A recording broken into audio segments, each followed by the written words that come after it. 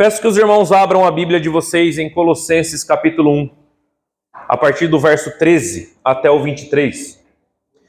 Colossenses, a carta de Paulo aos Colossenses, capítulo 1, a partir do versículo 13.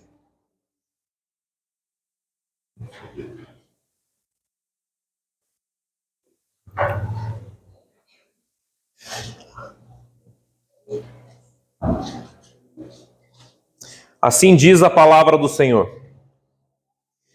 Pois ele nos resgatou do domínio das trevas e nos transportou para o reino do seu Filho amado, em quem temos a redenção, a saber, o perdão dos pecados.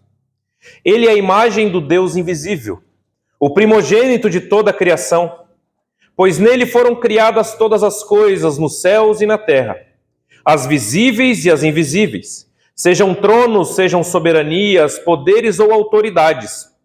Todas as coisas foram criadas por ele e para ele.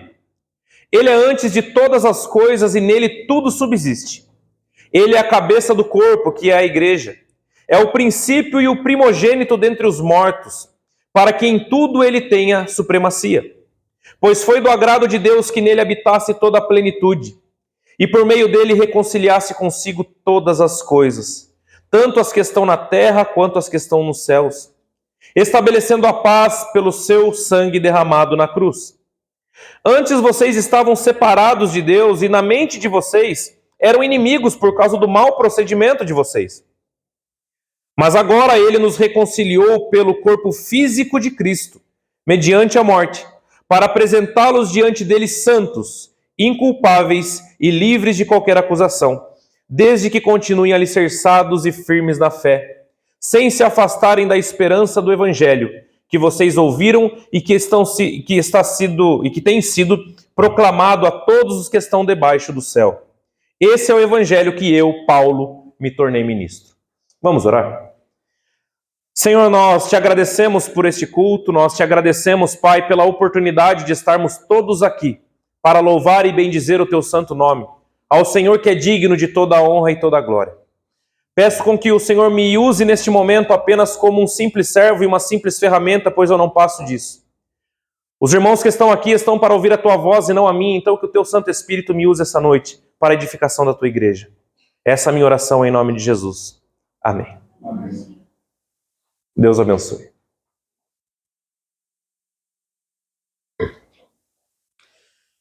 Hoje nós vamos falar sobre um dos textos onde Paulo estava combatendo uma das heresias mais complexas que ele enfrentou enquanto apóstolo. Nós vemos hoje em dia, e já não é de hoje, que nós vemos muitas pessoas falarem no nome de Cristo, ou falarem nas igrejas pregando o Evangelho de Cristo, e falando coisas acerca de Cristo que nada refletem ao Cristo da Bíblia. Não é novidade para ninguém que muitas heresias têm surgido desde a antiguidade até os nossos dias atuais, e me parece que o povo é tão criativo que a cada dia que passa surgem novas teorias, novas teologias e doutrinas acerca de Cristo, mas que nada reflete a seriedade da teologia bíblica. Hoje nós vemos muitos evangelhos sendo pregados aí fora. Hoje nós vemos muitos caminhos sendo apontados aí fora. Muitas pessoas adornando o Evangelho para que o Evangelho se torne mais atraente. Pois me parece que muitas vezes o Evangelho simples da cruz não surte mais efeito para algumas pessoas. Então eles precisam caprichar, adornar como se fosse uma árvore de Natal, onde você precisa enfeitar ela toda. A palavra de Deus é o Evangelho simples e ela não precisa disso. E hoje nós vamos falar sobre uma questão que estava praticamente infectando a igreja dos Colossenses. Heresias que muitas vezes cultuavam ao homem, como nós vemos hoje em dia. Hoje existem cultos que eram para ser cultos a Deus e acabam sendo cultos aos homens, colocando o homem no pedestal de todas as coisas. E com certeza essas heresias que nós vamos citar agora foi uma das mais complexas que o apóstolo Paulo já enfrentou. E por isso que ele descreve a pessoa de Cristo da melhor maneira possível, como ele faz nesse capítulo 1. O apóstolo Paulo ele escreveu essa carta por volta do ano 60 da era cristã, ele estava preso em Roma. no mesmo local onde ele estava quando escreveu a carta aos Efésios. Paulo ele estava preso na sua prisão domiciliar, onde ele ficou por 2 anos, e ele escreveu essa carta porque ele recebeu a visita de um amigo de ministério chamado Epáfras. Epáfras ele se converteu provavelmente debaixo do ministério de Paulo, através de Paulo, quando Paulo evangelizou em Éfeso. Provavelmente ali Epáfras ouviu o evangelho, se converteu e mudou para uma cidade pequena chamada Colossos. Então ele começa a pregar o evangelho ali e Epáfras funda a igreja dos Colossenses. Não foi Paulo. Paulo sequer esteve em Colossos. Esse irmão Epáfras, ele fundou essa igreja e ele era o pastor dessa igreja. Ele pregava o evangelho que ele havia ouvido da boca do apóstolo Paulo. Acontece que naqueles últimos dias havia chegado um grupo herético na igreja. Um grupo de gnósticos. Pessoas que chegavam pregando um evangelho diferente daquele que Epáfras havia ouvido de Paulo e aprendido de Paulo. Tal era a complexidade dessas heresias, que Epáfras não estava conseguindo combater e refutar esses hereges. Então ele sai de Colossos e vai até Roma pedir conselhos para Paulo. Fala, Paulo, me ajude, que o negócio lá está feio. Ele não estava conseguindo combater porque era totalmente diferente do evangelho que Paulo pregou a ele. Então, ele vai até Paulo para que Paulo o ajudasse a combater essa heresia, escrevendo esta carta, que seria lido na igreja para combater as heresias. Mas quais heresias eram essas que estavam acabando com a igreja dos Colossenses e que fez o Epáfras sair de Colossos e viajar centenas de quilômetros até Roma, para ir na cadeia visitar Paulo? O que acontecia é que esses falsos mestres que entraram na igreja de Colossos, eles estavam misturando doutrinas judaicas e filosofias platônicas. Eles estavam pregando na igreja que Cristo era o Senhor, Cristo é Deus, eles não negavam a existência de Cristo, porém eles colocavam em dúvida a encarnação literal de Cristo. Eles diziam que Cristo realmente é Deus, mas Deus é Espírito e ele não poderia encarnar. Porque segundo Platão, na filosofia, eles chamavam dos dualistas. O que é um dualista? Ele dizia que o espírito e a carne eram incompatíveis. A carne era má. Então jamais um Deus poderoso e perfeito poderia se fazer carne porque a carne era má. Então Cristo não poderia ter vindo em carne. Ele era um espírito. Outra questão que eles estavam pregando na igreja é que além de Cristo não ter vindo em carne, eles teriam que continuar cumprindo a lei de Moisés para serem salvos. Vocês precisam crer em Cristo, mas vocês também precisam guardar as leis, guardar o sábado, circuncidar o seu filho no 8º dia de vida. Vocês precisam continuar fazendo essas coisas para que vocês sejam salvos. Então, o que acontece? Havia uma terceira heresia que misturava tudo isso e deixava muito mais complexo do que já está sendo. Eles, como gnósticos ou gnoses no grego significa conhecimento. O gnosticismo ele pregava no 1º século até o 3º século, quando ele enfim acabou, que esse grupo dos gnósticos, eles realmente tinham o verdadeiro conhecimento, que Deus revelou um verdadeiro conhecimento acerca dele próprio apenas para esse grupo. E qual conhecimento e qual revelação era essa? Que entre o homem e Deus havia um espaço celestial em que anjos chamados íons habitavam. Seres celestiais que habitavam esse espaço entre Deus e o homem. E quem eram esses seres celestiais? Eram chamados de íons. E qual era a implicação disso? Esses gnósticos estavam pregando que além de você crer em Cristo e guardar a lei, você deveria adorar esses anjos e apaziguá-los, para que você pudesse chegar até Deus. Então veja a complexidade dessa heresia que estava infectando a igreja dos Colossenses. Um evangelho totalmente diferente do que Paulo havia pregado.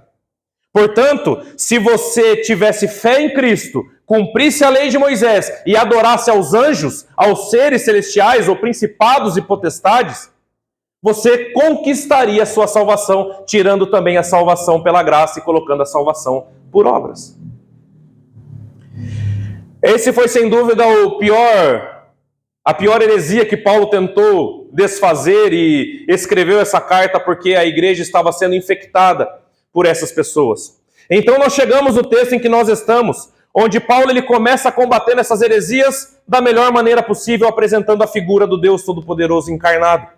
E ele diz no versículo 13 e versículo 14 o seguinte: pois ele nos resgatou do domínio das trevas e nos transportou para o reino do seu Filho amado, em quem temos a redenção, a saber, o perdão de pecados.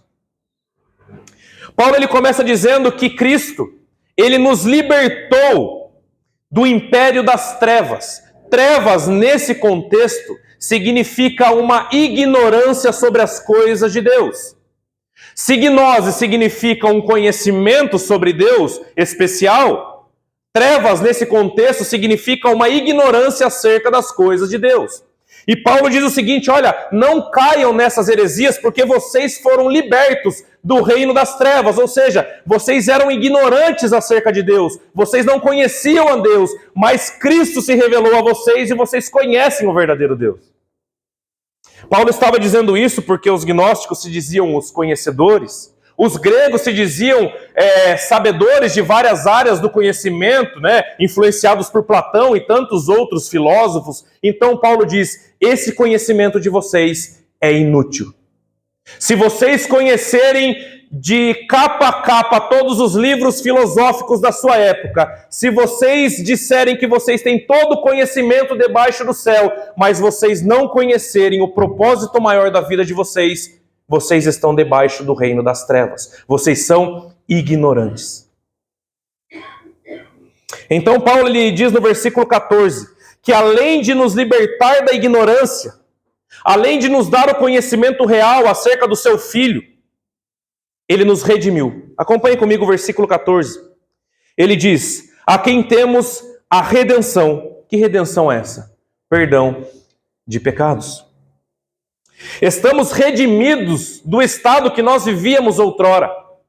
Então o conhecimento que Paulo se refere é o conhecimento de qual conhecimento você tem acerca de você mesmo. Em 1 João a Bíblia diz que se nós confessarmos os nossos pecados, Ele é fiel e justo para perdoar os nossos pecados e nos purificar de toda injustiça. Mas você só confessará os seus pecados se você tiver um conhecimento acerca deles. Você não confessará nada que você não se arrependa. Se você não reconhecer os seus pecados e ter um conhecimento de quem você é e de quem Deus é, você jamais vai confessar pecados. Então Paulo diz que antes nós éramos devedores a Deus, nós estávamos caminhando a passos largos para o inferno, mas Ele nos tirou do império das trevas. Ele nos deu o conhecimento necessário, Ele nos redimiu na cruz, Ele quitou a nossa dívida. Mas infelizmente poucos reconhecem que são devedores. Infelizmente poucos reconhecem que estão em dívida com Deus. Então Paulo, ele já começa aplicando sobre essa forma. E isso nos mostra o seguinte: não adianta você ter mestrado, doutorado ou qualquer grau de escolaridade que você procure ter nessa terra, se o principal conhecimento você não tiver. Quem é Deus para você? Quem é Cristo para você? Você realmente reconhece quem você é perto do Deus Santo? Você realmente reconhece seus pecados? Você tem olhado para dentro de você? Você tem buscado mudar de vida? É esse o conhecimento que realmente importa, porque um dia tudo isso vai acabar e nós estaremos perante Ele na glória, ou para ouvir: vinde benditos de meu Pai para o reino que eu preparei para vocês, ou apartai-vos de mim, malditos para o fogo eterno. Qual conhecimento você tem? Será que esse conhecimento ele é necessário? Augusto Nicodemos, ele falando sobre essa questão, ele diz que ele conhece muito bem de carros. Ele sabe todo tipo, modelo, ele sabe motor. Ele sempre gostou muito de carro e ele diz: é um conhecimento inútil para mim porque eu sou pastor. Esse conhecimento não me leva a lugar nenhum. Se eu não tiver o conhecimento do evangelho da cruz, o evangelho que salva, de nada adianta eu saber qualquer outra coisa. É esse o conhecimento Que Deus possa nos resgatar da ignorância. Que Deus possa abrir os nossos olhos, tirar a venda dos nossos olhos, os tampões dos nossos ouvidos, para que nós possamos conhecer o único caminho, a verdade e a vida. No versículo 15 ao 17, acompanhe comigo, irmãos. Aí ele começa apresentando esse Cristo. E ele diz: ele é a imagem do Deus invisível, o primogênito sobre toda a criação. Pois nele foram criadas todas as coisas, nos céus e na terra, as visíveis e as invisíveis, sejam tronos, sejam soberanias, poderes ou autoridades, todas as coisas foram feitas por ele. Paulo, então, ele continua combatendo a heresia, ele começa dizendo algo muito interessante. Ele é a imagem do Deus invisível. Qual era uma das heresias que estavam sendo pregadas em Colossos?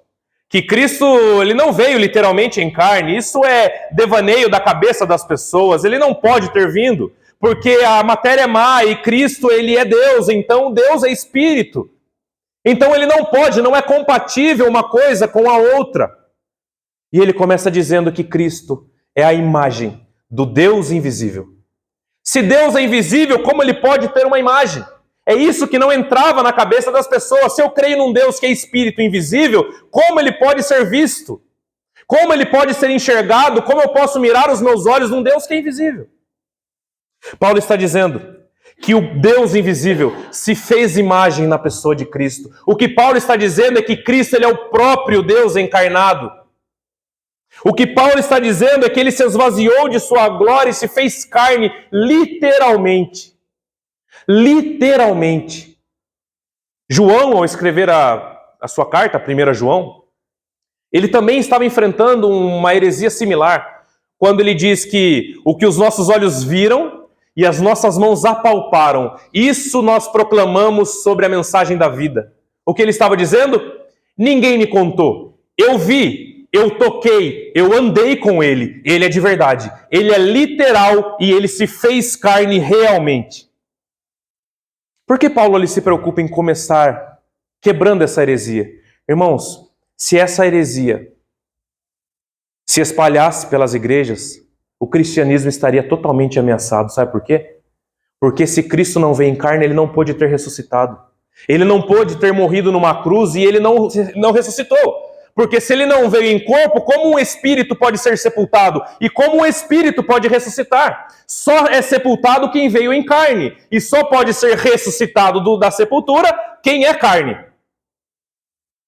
Então ele diz que ele veio realmente. Ele é o primogênito de toda a criação.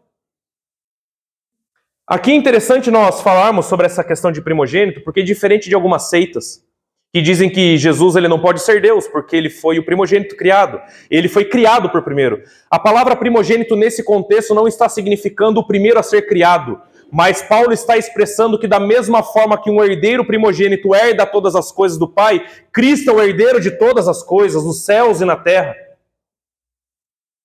Ele está dizendo, ele veio em carne e ele é o Deus invisível. Se você olhar para Cristo, você estará enxergando o Deus encarnado.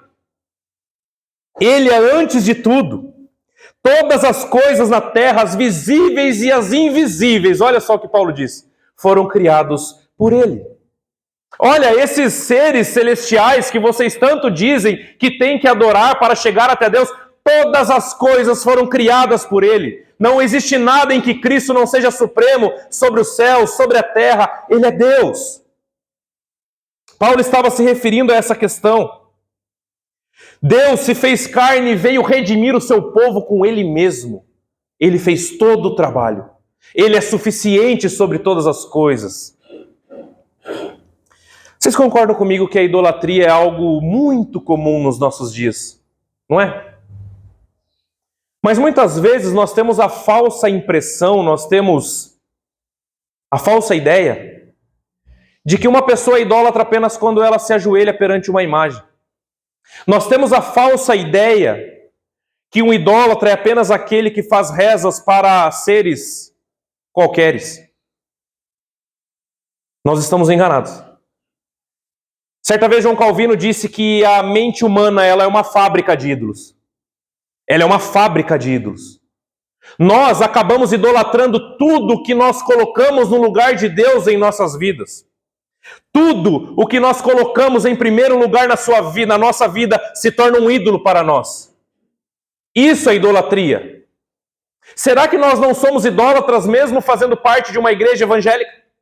Será que nós não temos idolatrado muitas vezes esposo, mulher, pai, mãe, filho, filha, relacionamentos, namoro, casamentos? Será que nós não idolatramos a nós mesmos? Quem você tem adorado? Qual é o principal propósito da sua vida? Se tudo que você planeja, se tudo o que te motiva a correr atrás das coisas todo dia pela manhã não der certo e acabar tudo, o que restará para você? Será que Cristo é o primeiro lugar na sua vida? Uns têm o dinheiro como ídolos, outros têm familiares como ídolos. E qualquer outra coisa. E muitas coisas. E nós, o que temos adorado? O que nós temos colocado como prioridade na nossa vida? Qual tem sido o tempo que você gasta por dia para adorar esse Deus que você diz que Ele é o seu Deus? Você tem tempo para Ele? Você tem tempo para se relacionar com Ele? Ou nós ficamos sempre usando desculpas, usando muletas atrás de muletas, para nos escorar e muitas vezes maquiar um falso comprometimento que nós temos? Será que esse é o nosso caso? Será que nós estamos vivendo como idólatras? Nós temos que analisar a nossa vida e entender o que nós temos adorado de fato. Se Cristo Ele é o primeiro lugar na sua vida. Versículo 18 ao 20, Paulo ele continua dizendo: Ele é a cabeça do corpo, que é a igreja.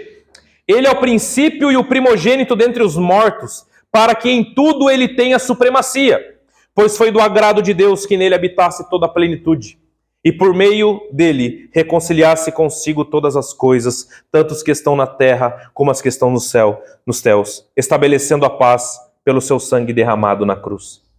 Após Paulo dizer que Cristo ele é supremo sobre toda a criação, que nele tudo subsiste, nada do que existe teria feito sem ele, Paulo agora ele enfatiza a supremacia de Cristo sobre o seu povo, sobre a igreja. E Paulo aqui ele usa a analogia de um corpo humano para descrever a igreja. Sempre importante lembrar, irmãos, igreja somos nós, não são templos, não são estruturas, somos nós somos a igreja, nesse contexto. E ele diz então, ele compara a igreja de Jesus com um corpo humano. E ele diz que da mesma forma que a nossa cabeça dirige o nosso corpo, Cristo ele dirige e comanda a sua igreja. Cristo ele é o dono, ele é o comandante da igreja. Nós pertencemos a ele. Paulo diz em Efésios que antes nós vivíamos como os outros, satisfazendo as vontades da nossa carne, debaixo da influência do maligno. Não existe neutralidade no mundo espiritual. Certa vez Lutero disse que nós somos todos cavalos, ou cavalgados por Deus ou cavalgados pelo diabo. Você jamais vai ser um cavalo livre. Ou você é cavalgado pelo próprio Deus, ou você é cavalgado pelo diabo. E nós, como nós estamos? Ele disse ainda, Paulo ainda continua dizendo que da mesma forma que Cristo ressuscitou dentre os mortos, nós também, que somos o povo dele, ressuscitaremos semelhantes ao corpo glorificado de Cristo. Paulo aqui está se referindo à doutrina da ressurreição. Os gnósticos, eles diziam tanto que era impossível alguém encarnar ou ressuscitar, isso era impossível, e essa doutrina estava realmente fazendo a cabeça das pessoas. Paulo então lembra sobre o glorioso dia, onde todos nós, crentes em Jesus, teremos os nossos corpos glorificados para herdar o reino dos céus. Sabe o que Paulo estava dizendo? Não foi apenas Cristo que ressuscitou, não. Eu digo mais, todos aqueles que creem em seu nome também ressuscitarão com ele. Também ressuscitarão com ele para aquele dia. Então descartem essa heresia, deixem isso para lá, não acreditem nessas vãs filosofias, não acreditem nessas conversas que só infectam a cabeça de vocês. Vocês foram comprados por preço de sangue. Cristo é o cabeça da igreja e nos ressuscitará assim como ele foi ressuscitado. Essa é uma verdade que nós jamais podemos deixar de lado. Isso nós não podemos jamais negociar ou deixar de lado. Cristo está vivo. Ele está vivo e nós ressuscitaremos com ele, um corpo em glória para herdar a nova Jerusalém. É o dia mais glorioso de todos para nós. E ele continua dizendo que, no versículo 19, pois foi do agrado de Deus que em Jesus, nele, habitasse toda a plenitude. Paulo estava dizendo, olha, Deus, na pessoa de Cristo, colocou toda a plenitude. O que ele estava dizendo? Cristo é suficiente. Vocês não precisam cumprir a lei de Moisés. Vocês não precisam adorar os anjos que estão em qualquer parte celestial. Vocês não precisam de coisa alguma, porque em Jesus está toda a plenitude e suficiência para a salvação de vocês. Apenas Cristo basta. Nada além de Cristo. Nada além de Cristo. Você não precisa seguir filosofias, você não precisa seguir a lei, você não precisa dividir a glória de Deus com coisa alguma. Ele é a imagem do Deus invisível, supremo sobre todas as coisas, que nos comprou a preço de sangue. E no versículo 20 ele continua e diz, e por meio dele reconciliasse consigo todas as coisas. Nós fomos reconciliados com Deus. Aquela dívida que nós devíamos, aquela dívida impagável que nós tínhamos, nos tornou inimigos de Deus. Nós éramos inimigos dele e através da cruz nós fomos reconciliados. O laço que foi quebrado foi refeito novamente através de Cristo. Não foi através de coisa alguma. Não foi através de anjos, não foi através da criação. Foi através do próprio dono de todas as coisas. Ele nos reconciliou com ele mesmo. Morreu uma morte que não precisava, no meu e no seu lugar, e ressuscitou para que nós tenhamos vida. E vida eterna. Quantas vezes nós vemos pessoas dividindo a glória de Deus com outras coisas? Quantas vezes nós vemos pessoas falando sobre graça, sobre graça, sobre graça, mas vivendo como se não fosse pela graça? Nós temos que entender que nada do que nós podemos fazer, ou alguma qualidade nossa, possa nos levar a fazer, vai justificar a sua salvação. Hoje pela manhã nós falamos sobre Efésios 3, onde Paulo mesmo diz que o amor de Deus ele está além do nosso conhecimento, ele excede a nossa limitada mente. Como entender um Deus que não precisava de nem de mim e nem de vocês? E veio resgatar esse povo, um povo que era inimigo dele. E hoje pela manhã eu fiz uma pergunta. Você daria uma vida, a sua vida, por um filho seu? Provavelmente sim. E por um inimigo? Você daria a sua vida por um inimigo seu? Você daria a sua vida para aquele que está contra você? Porque a Bíblia diz que os nossos pecados ofendem a santidade de Deus. Você morreria por alguém assim? Pois foi exatamente isso que ele fez. E redimiu o seu povo. E a Bíblia nos chama de noiva que será apresentada para ele naquele dia. Santa e imaculada. O trabalho foi todo de Cristo. O trabalho foi todo dele. No versículo 21 ao versículo 23, para nós caminharmos para o final, Paulo ele continua combatendo essas heresias. Ele diz, antes vocês estavam separados de Deus, e na mente de vocês eram inimigos por causa do mau procedimento de vocês. Mas agora ele nos reconciliou pelo seu corpo físico de Cristo, mediante a morte, para apresentá-los diante dele santos, inculpáveis e livres de qualquer acusação, desde que continuemos alicerçados e firmes na fé, sem se afastarem da esperança do Evangelho, que vocês ouviram e tem sido proclamado a todos os que estão debaixo do céu. E é deste Evangelho que eu, Paulo, me tornei ministro. Paulo está dizendo o seguinte, que o Evangelho que ele se tornou ministro, que o Evangelho de Cristo, aquele que ele pregou, consiste em algumas coisas bem simples. É o que ele disse. Nós éramos inimigos pelos nossos maus procedimentos.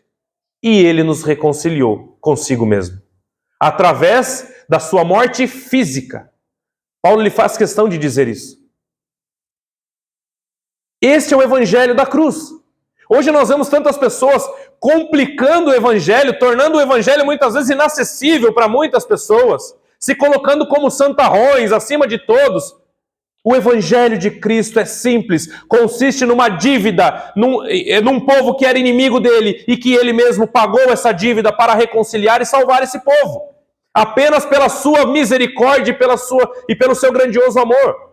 Isso é o Evangelho da cruz. Você não tinha nada para oferecer e ele deu tudo por você.